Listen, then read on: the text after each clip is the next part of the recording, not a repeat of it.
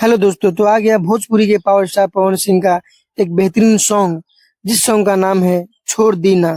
दोस्तों, इसमें power star Pawan Singh के साथ दिखने वाली है श्वेता महारा, जो कि पवन सिंह और श्वेता महारा का केमिस्ट्री को बहुत ही ज्यादा पसंद किया जाता है। इसमें पवन सिंह के साथ गाई है शिल्पी राज और म्यूजिक दिया है प्रियांशु सिंह ने, और इस गाने को लिखा है प्रिंस प्रियदर्शी ने।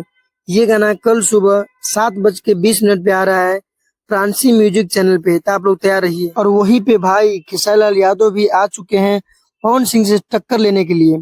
खेसारीलाल यादव का गाना भी कल सुबह ही आ रहा है, जिस गाने का नाम है अहीर के दिमाग। एक बार फिर से इन दोनों के गाने आपस में भिड़ने वाले हैं।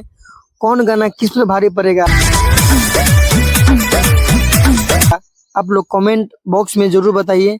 और इस चैनल पे नए हैं तो प्लीज इस चैनल को सब्सक्राइब भी जरूर कर लीजिए। इस वीडियो को पूरा देखने के लिए आप लोगों को बहुत बहुत धन्यवाद।